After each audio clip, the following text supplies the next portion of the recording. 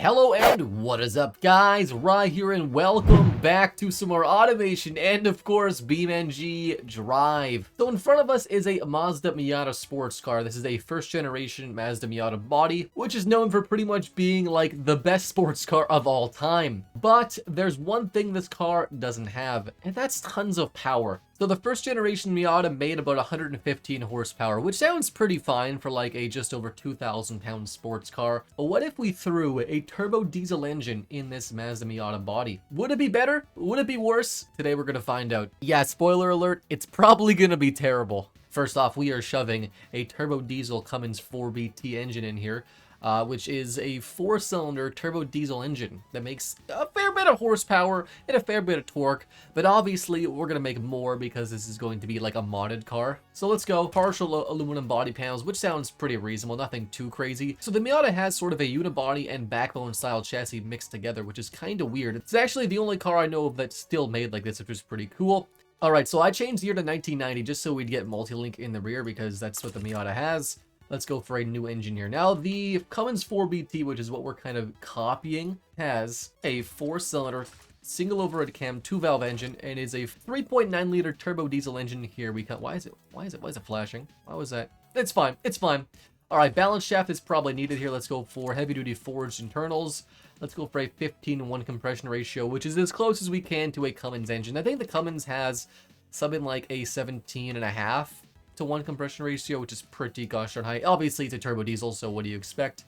We're gonna go for leaded fuel because that's diesel enough, right? That's diesel enough. So yeah, the engine actually just doesn't work right now, and I think the video is just that's just it. We can't do it. All right, we're gonna have to go with just like ethanol fuel. Ethanol fuel is totally fine. We're going for unleaded now. I know, crazy. We've already backtracked. And right off the bat here, it makes 367 pound-feet of torque and 200 horsepower. Torque curve, it's pretty fine. There we go.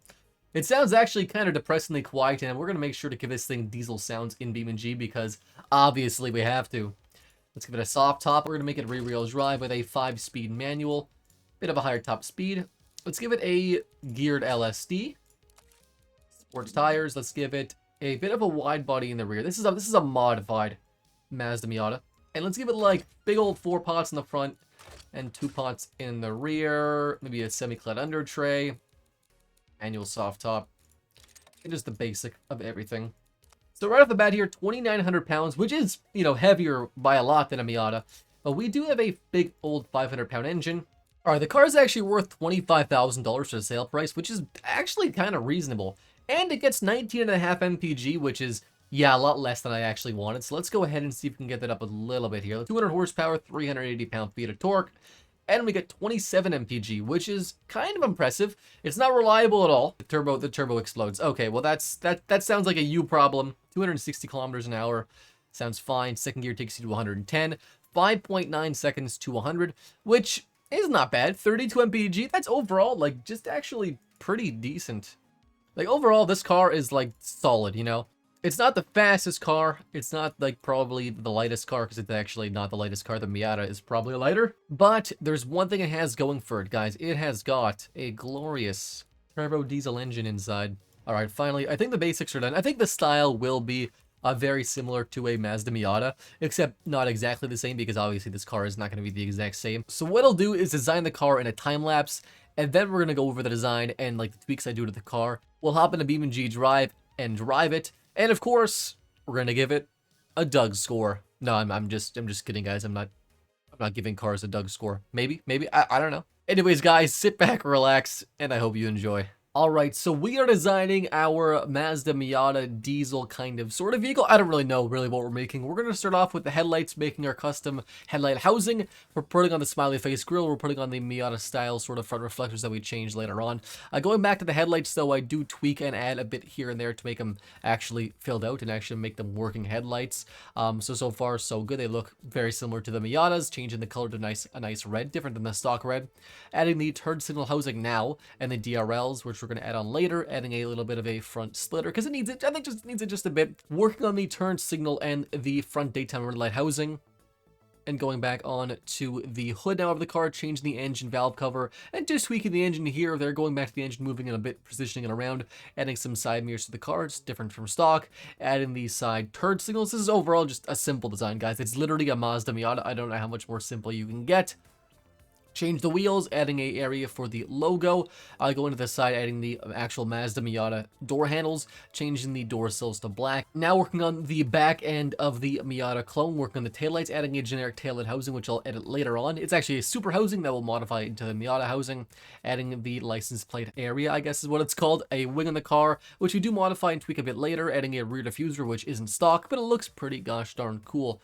One big exhaust, although that sort of sticks out pretty gosh darn far, similar to a lot of, you know, riced out Japanese style cars. We do have an antenna on the car, and now I'm working on the rear taillight housing. This is going to be pretty simple. It's going to be very similar to the first generation Mazda Miata. It's going to have sort of a three-prong section. It's going to have two circles or two circle-ish shapes and a rectangle in the middle, covered with a layer of clear glass, or, you know, slightly clear glass.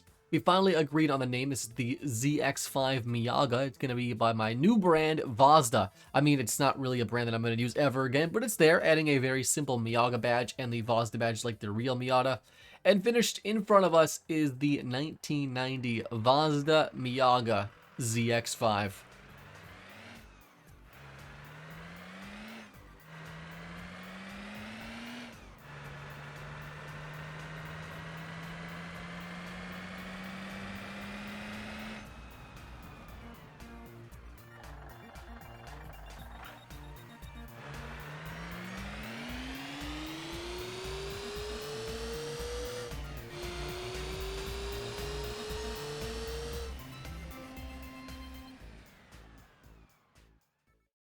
Alright guys, so like I said, this is the 1990 Mazda VX5 Miata. As you can tell by the Miata and Mazda badging on the back, because this is of course not a Mazda, but a Mazda. So we've got pretty much the same front end as the actual Miata, different mirrors of course, but very similar headlights. The badge is different. It's a V for Mazda, which is the brand. We got basically the same big happy smile as the first generation Miata. It's a bit bigger than the actual one because I think it looks a bit better and a bit happier, and that's what we want, right guys? This very simple, just almost stock looking rear diffuser, a big cut exhaust tip sticking at the side there.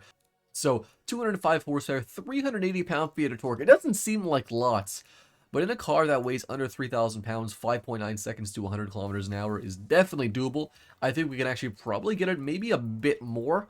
What's more important though is this car is probably going to do some pretty cool burnouts. What I'm going to do now is hop into BeamNG.Drive with the VX5 Miata. I also want to make a very quick, like, high power turbo version, so maybe I'll make like a 500 horsepower turbo diesel just for fun, just to see how crazy we can make it. But I'll hop into BeamNG with the two versions, and we'll see how they drive. Alright, so we're in BeamNG with the Mazda VX5, and it's looking, honestly, pretty gosh darn good in BeamNG. Like, wow, the colors look great. This thing is super gosh darn wide. It is a thick boy. Those tires are absolutely insane for this car. I don't know if they're necessary, but it's fine. So, the car looks good. Obviously, I made it so there's no hood. The chassis is a little bit, you know, weird looking, but that's fine. First things first, though. How does it sound? Well, so I've swapped out the stock engine sound for a diesel engine sound. I've changed and tuned the engine so it's going to run a bit more like a diesel engine. I've also gone ahead and given it an absolute ton of exhaust smoke, so it looks like it's rolling coal, and I've got a diesel starter sound. So we're going to start the car here. Is that good? Is that loud enough? I can't get any louder, to be honest. But if we just rev it up here. And you can see the absolute plethora of smoke just coming out the back here. So it kind of shreds tires, not gonna lie. This is just the base version with 200 horsepower. So honestly, it feels quicker than it is. Probably because it's got like gobs of torque. But it's actually pretty slow. I think I tested earlier like 6 seconds, or 6.5 seconds even to 60, which is pretty slow. But I mean, it's only got 200 horsepower, so obviously that's reasonable. It's a lot faster than a stock Mazda Miata, especially from this era. So this one is the meat and potatoes, guys. This is the boost version. And it's got a bit more horsepower, just a little bit. And at first you can't really tell. It seems like it's still got, like, it still spins the tires and stuff, but no, it's a lot faster. It's got something like 300 or 400 horsepower and like 500 or 600 pound-feet of torque. I don't know the exact numbers right now, but I'll take a look. And I probably mentioned it earlier, to be honest. Even though it's got dual exhaust, I love how only one works. It's totally fine.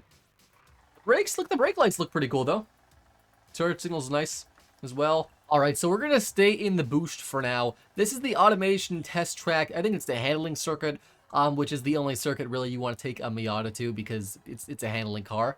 We are a bit heavier than the Miata, like, what, 800 pounds heavier? How heavy is the first generation Miata? Like 2,100, 2,200 pounds, something like that. So we're a little heavier than the first generation Miata, but we've got way more power, like way more. It's pretty insane. But anyways, we're going to see what kind of lap time we can get with this thing. We're going to launch it here just in first, obviously.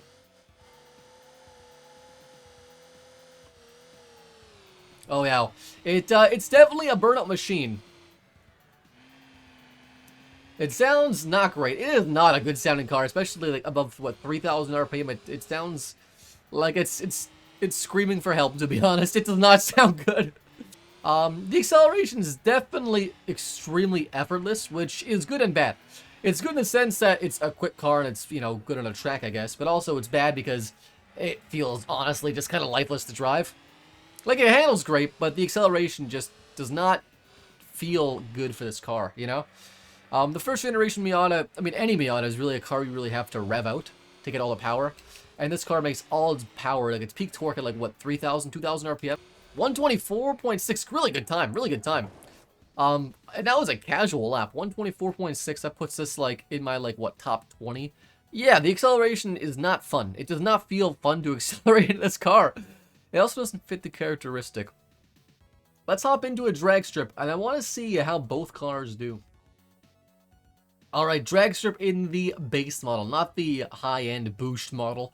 I'm expecting around 6 seconds to 100 kilometers an hour, which is like 62 miles an hour, so it's going to be pretty quick in the straight line. Quarter mile, as long as it gets like, what, 14 sounds reasonable for like a car with 200 horsepower. So let's see what we can do here in the quarter mile. This thing is a lot more powerful than a, you know, stock Miata. Kind of hit the rev limiter there. Okay, 6.5. Not the best 0 to 100 time, to be honest. And quarter mile. 14.4. So a little worse than what I thought it would do. Not terrible. It was fine. But definitely not a drag strip race car. It's not really a track race car either. Actually, there's not really a redeeming quality. This car is just so stupid. It's just so, it makes no sense, and I love it. Alright, here's the boost model. And nothing says boost like a happy front end of a car. This car is basically absolutely insane. And we're going to see how it does in a quarter mile and 0 to 100 test. We're going to launch it here, and first... Honestly, it almost pulled a wheelie. That was nuts. 3.9 seconds flat to 100 kilometers an hour, which is just, it's rapid. That's crazy. 12.02, 12.03 in the quarter mile, so almost sub 12 seconds in the quarter mile, which is faster than, like, almost any modern sports car that's not, like, a supercar. And honestly, I think it deserves to be jump tested next, because I want to see how far this thing jumps, so I'll see you guys there. Okay, so I'm having a lot more fun in the boost model, because it's just absolutely stupid. But, like, look at that. Look at that smoke. I like how there's two exhaust clouds. There's like one that goes up and it's white and one that goes straight and it's black. That's fun. You know what? It's totally fine. We're in the jump arena here. We're going to see how far this thing obviously jumps. Oh, pop and mag. Nice. Wow. That's actually pretty cool. It definitely doesn't sound like a diesel popping and banging, but it's fine. We're going to go here a little bit slower. Its top speed is not the greatest because it doesn't rev that high, and that's how automation works. Pretty high top speed, actually. 260, 270. And now we have no control. 300, 400, almost 400. Yeah, that's pretty good. Oh, no. It's so totaled. It is absolutely destroyed. Can we just pull it out? Is it fine? Can we go? Come on. Come on. Not bad overall, though. Let me know in the comments down below if you guys want me to swap something else into a Miata, because that was pretty crazy. Wait, turbo diesel Miata, would I recommend it? No, I would not recommend it. It's terrible. I'm gonna give this thing probably a solid 3 out of 10 Doug score, because yeah, it's just bad. We've taken like one of the best parts of the Miata and made it terrible. We've taken like all the best parts and just made it worse. It's no longer crazy lightweight. It's fast, and I don't think we want that in a Miata. We can't rev it out. It sounds bad. And since it's missing the hood, I don't think it looks as good. So you know what? Either way, 3 out of 10 on the Doug score. Let me know in the comments down below if you guys want to see some more Miata stuff. Thank you guys so much for watching. And of course, as always, I'll see you next time. It just sounds like a truck.